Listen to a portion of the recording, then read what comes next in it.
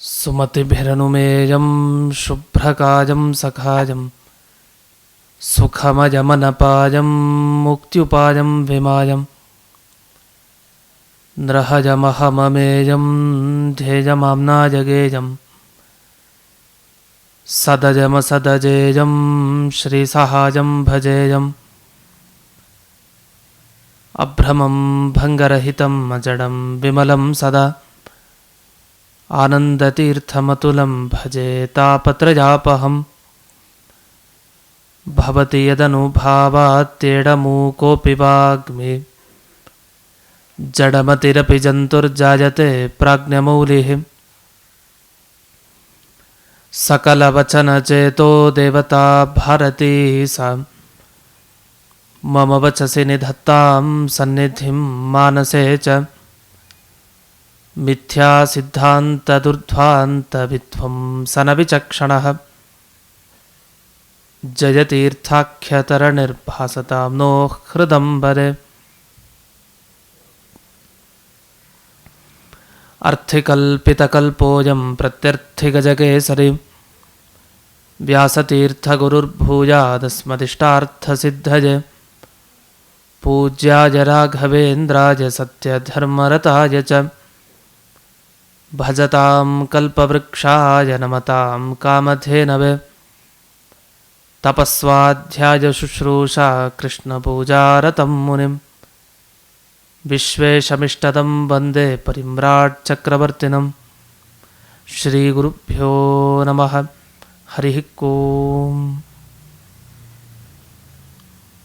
ಇಂದಿನ ಸಂಚಿಕೆಯಲ್ಲಿ ಯಮಕ ಭಾರತದ 18ನೆಯ ಶ್ಲೋಕವನ್ನು ನೋಡ್ತಾ ಇದ್ದೇವೆ.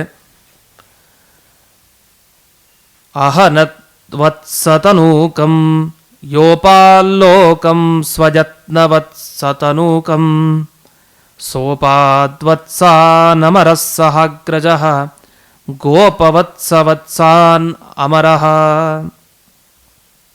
ಈ ಶ್ಲೋಕದಲ್ಲಿ ಬಳಸುವಂಥ ಪದಗಳು ವತ್ಸ ವತ್ಸ ವತ್ಸ ಅಂತ. ನಮಗೆ ಶ್ಲೋಕ ಪಾರಾಯಣ ಮಾಡಿದರೆ ದೇವರು ತಾನು ಕರುವನ್ನು ಹೇಗೆ ಗೋಪಾಲಕನಂತೆ ನೋಡಿಕೊಂಡು ಕರುಗಳನ್ನು ಹಸುಗಳನ್ನು ಎಷ್ಟು ಚೆನ್ನಾಗಿ ಇಡೀ ತನ್ನ ಜೀವನದಲ್ಲಿ ಪೋಷಣೆ ಮಾಡ್ತಾ ಸಾಗದ್ನೋ ಅದೇ ರೀತಿ ಭಗವಂತನಿಗೆ ನಾವೆಲ್ಲ ಮಕ್ಕಳಂತೆ. ಮಕ್ಕಳನ್ನು ಪೋಷಣೆ ಮಾಡೋದು ತಂದೆ ತಾಯಿಗಳ ಕರ್ತವ್ಯ. ಆದರೆ ತಂದೆ ತಾಯಿಗಳು ಕೂಡ ಸ್ವತಂತ್ರರಲ್ಲ. ದೇವರ ಅನುಗ್ರಹ ಇಲ್ಲದೇನೆ ಏನೂ ಮಾಡಲಿಕ್ಕೆ ಸಾಧ್ಯ ಇಲ್ಲ. ಅಂದಮೇಲೆ ತಂದೆ ತಾಯಿಗಳು ಮಕ್ಕಳ ರಕ್ಷಣೆಯನ್ನು ತಾವೇ ಮಾಡ್ತಾರೆ ಅಂತ ಅಂದ್ಕೊಳ್ಳೋದು ಅದು ಮೂರ್ಖತನ. ದೇವರೇ ತಾನೇ ತಂದೆ ತಾಯಿಯ ರೂಪದಲ್ಲಿ ಎಲ್ಲರನ್ನೂ ಕೂಡ ರಕ್ಷಿಸ್ತಾನೆ. ಈ ವತ್ಸ ವತ್ಸ ಅಂತ ಹೇಳೋ ಈ ಶ್ಲೋಕವನ್ನು ಗಮನಿಸ್ತಾ ಹೋದಾಗ ನಮ್ಮಲ್ಲಿರೋ ಕೆಟ್ಟ ಗುಣಗಳನ್ನು ಪರಿಹಾರ ಮಾಡ್ತಾನೆ. ಕರುವಿನಂತೆ ಹಸುವಿನಂತೆ ಕಾಪಾಡಬೇಕು ನಮ್ಮನ್ನು ದೇವರು ಅಂದರೆ ಈ ಶ್ಲೋಕವನ್ನು ಪಾರಾಯಣ ಮಾಡಬೇಕು. ಅಂಥ ಅಪರೂಪದ ಶ್ಲೋಕ ಇದು. ಈ ಶ್ಲೋಕದಲ್ಲಿ ವರ್ಣಿಸುವಂಥ ಪ್ರಸಂಗ ಹೀಗಿದೆ. ಕೃಷ್ಣನ ಚರಿತ್ರೆಯಲ್ಲಿ ವತ್ಸಾಸುರನ ವಧಾ ಪ್ರಸಂಗ ಬರುತ್ತೆ. ವತ್ಸ ಅಂತೊಬ್ಬ ಈ ಹಸುವಿನ ಗುಂಪಿನಲ್ಲಿ ಸೇರ್ಕೊಂಡಿರ್ತಾನೆ. ಅವನು ಅದೇ ರೂಪವನ್ನು ಧರಿಸ್ಕೊಂಡಿರ್ತಾನೆ.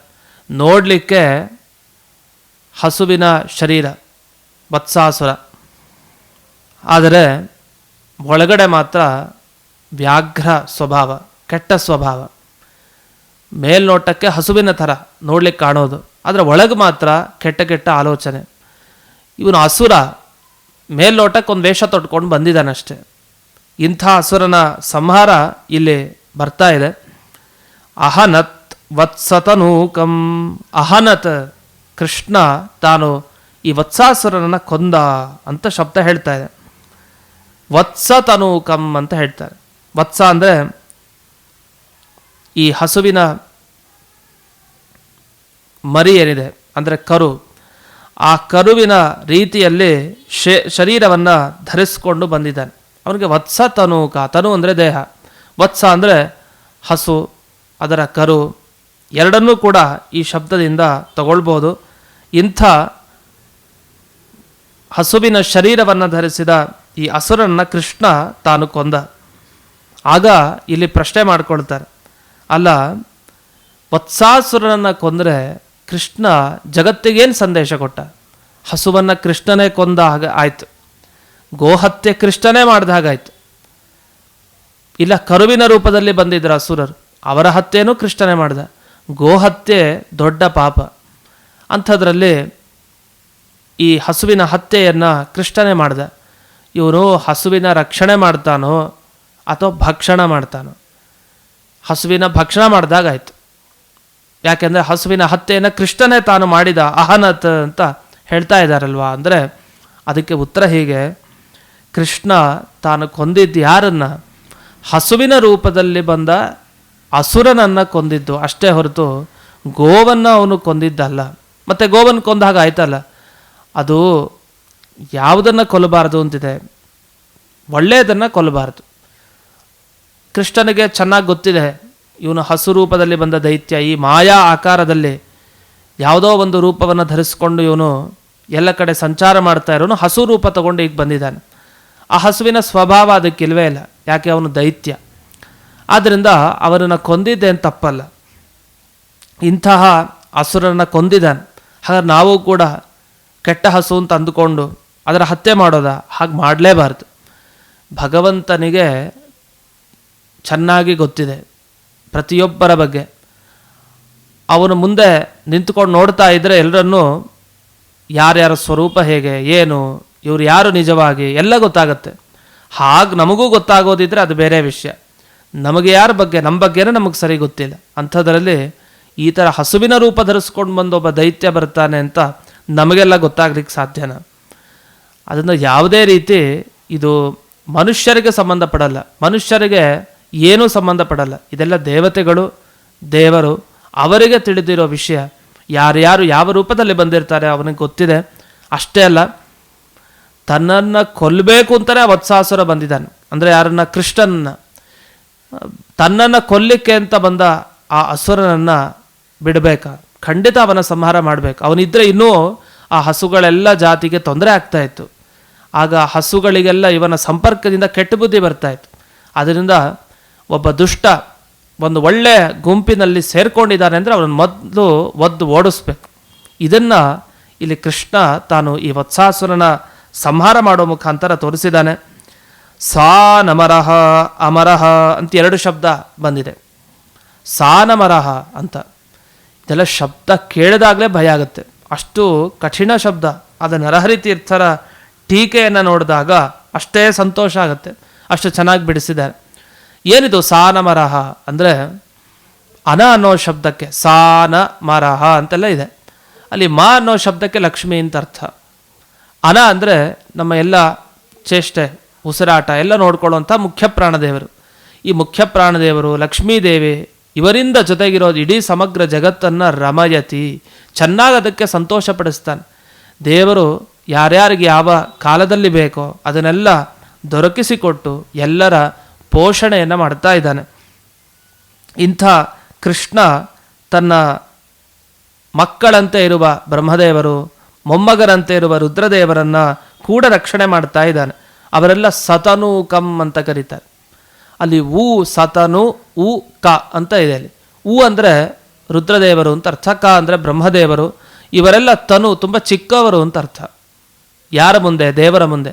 ಅಂಥ ಬ್ರಹ್ಮದೇವರು, ರುದ್ರದೇವರು, ಮುಖ್ಯ ಪ್ರಾಣದೇವರು, ಲಕ್ಷ್ಮಿ, ಈ ರೀತಿ ಪಟ್ಟಿನ ಇದೆ. ಸಮಗ್ರ ಜಗತ್ತನ್ನು ರಕ್ಷಣೆ ಮಾಡುವಂಥ ದೇವರಿಗೆ ಈ ಗೋಪಾಲನೆ, ಹಸುವಿನ ರಕ್ಷಣೆ ಅನ್ನೋದು ಕಷ್ಟದ ಕೆಲಸ ಅಲ್ವೇ ಅಲ್ಲ. ಆದ್ದರಿಂದ ಬಂದ ವತ್ಸಾಸುರನನ್ನು ಹಿಡಿದು ಅವನನ್ನು ಚೆನ್ನಾಗಿ ಥಳಿಸಿ ಅವನ ಸಂಹಾರವನ್ನು ಕೃಷ್ಣ ಪರಮಾತ್ಮ ಮಾಡಿದ್ದಾನೆ. ಹೀಗೆ ಜಗದ್ರಕ್ಷಣೆಯನ್ನೇ ತಾನು ಮಾಡಬೇಕಾದ್ರೆ ಸ್ವಯತ್ನವತ್ ಅಂತ ಹೇಳ್ತಾರೆ. ಯಾವುದೇ ತುಂಬ ಕಷ್ಟಪಡೋದು ಅಂತಿಲ್ಲ. ದೇವರ ಆರಾಮಾಗಿ ತನ್ನ ಕಟಾಕ್ಷ ಮಾತ್ರದಿಂದ ಸುಮ್ಮನೆ ಅವ್ನು ನೋಡಿದರೆ ಸಾಕೆಲ್ಲ ಅಷ್ಟಲ್ಲೇ ನಡೆದು ಹೋಗುತ್ತೆ. ಸುಮ್ಮನೆ ಕೂತು ಸಂಕಲ್ಪ ಮಾಡಿದರೂ ಸಾಕು, ಮನಸ ಆಲೋಚನೆ ಮಾಡಿದರೂ ಸಾಕು, ಎಲ್ಲ ನೆರವೇರಿಸ್ತಾನೆ ಪರಮಾತ್ಮ.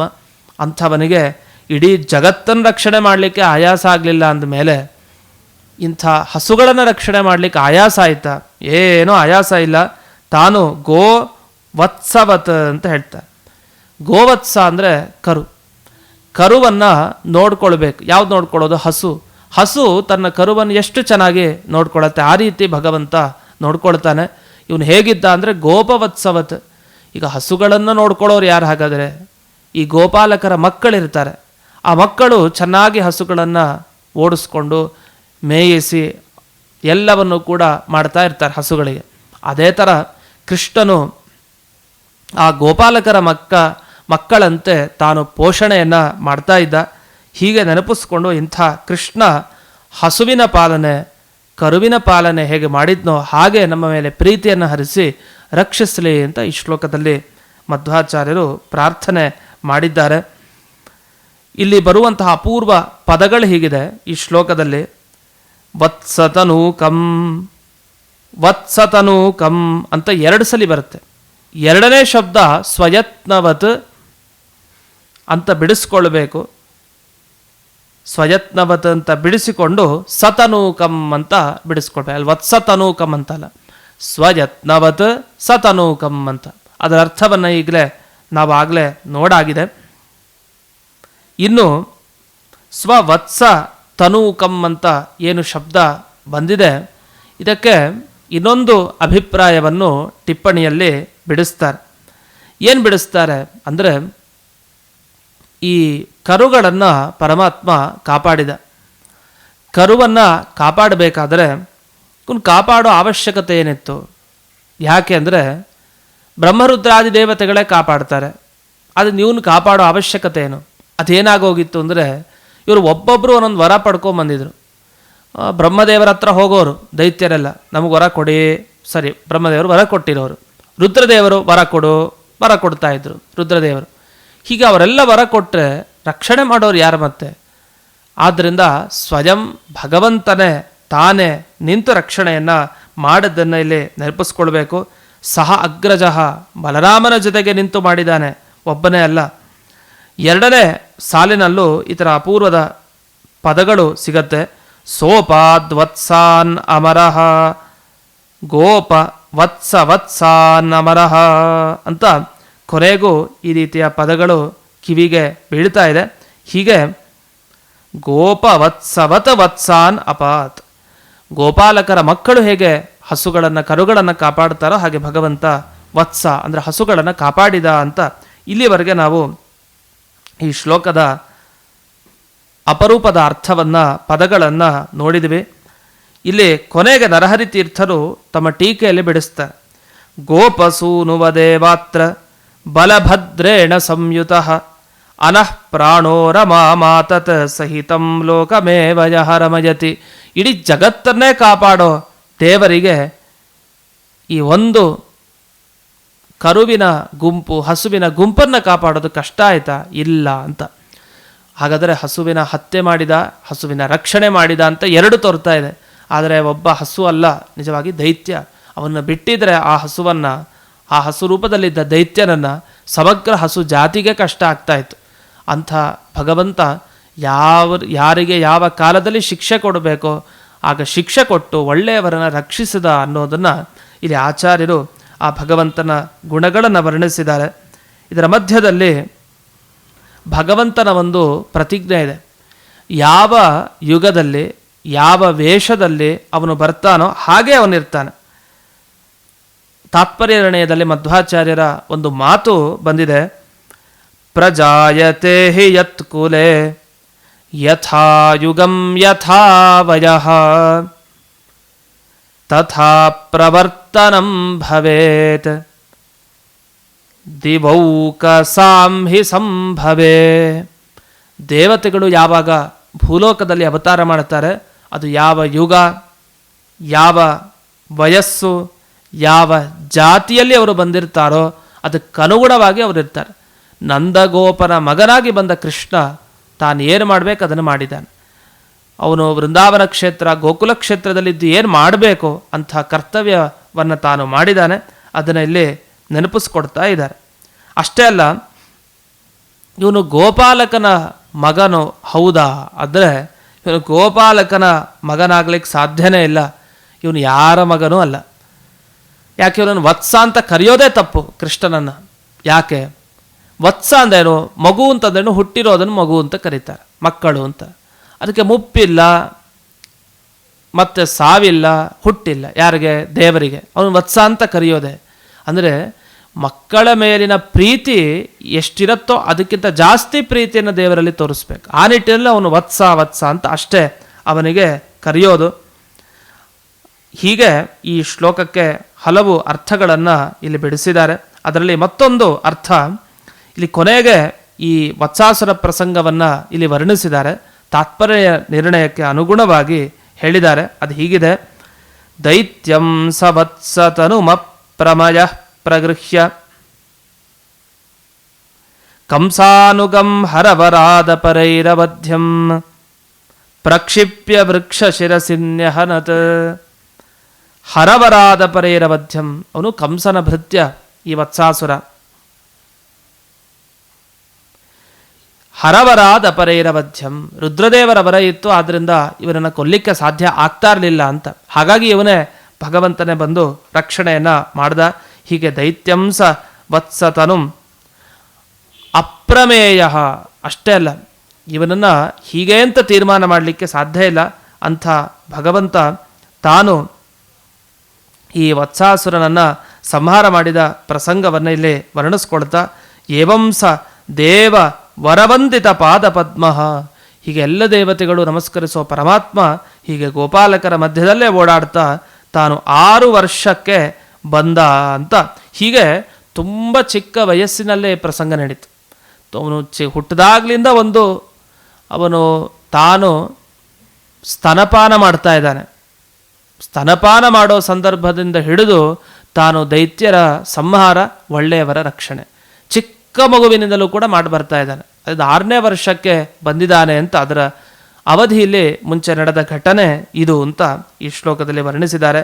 ಇಂಥ ಅಪೂರ್ವವಾದ ಶ್ಲೋಕವನ್ನು ಪಾರಾಯಣ ಮಾಡೋದರಿಂದ ಹಸುವಿನ ಮೇಲೆ, ಕರುವಿನ ಮೇಲೆ ಭಗವಂತ ಎಷ್ಟು ಪ್ರೀತಿಯನ್ನು ಇಟ್ಟು ತಾನು ರಕ್ಷಣೆ ಮಾಡ್ತಾ ಇದ್ದಾನೋ ಅಂಥ ರಕ್ಷಣೆ ನಮಗೆ ಸಿಗತ್ತೆ, ಅಂಥ ಭಗವಂತನ ಪ್ರೀತಿ ನಮಗೆ ಸಿಗತ್ತೆ ಅನ್ನೋದೇ ಈ ಶ್ಲೋಕ ಪಾರಾಯಣ ಮಾಡೋದರ ಫಲ ಅಂತ ಹೇಳ್ತಾ, ಇಂತಹ ಈ ಯಮಕ ಭಾರತದ ಈ ಶ್ಲೋಕದ ಈ ಜ್ಞಾನ ಸೇವೆಯ ಪ್ರಾಯೋಜಕತ್ವವನ್ನು ವಹಿಸಿದವರು ಸುರೇಶ್ KN ಮತ್ತು ಕುಟುಂಬ, ಬೆಂಗಳೂರು.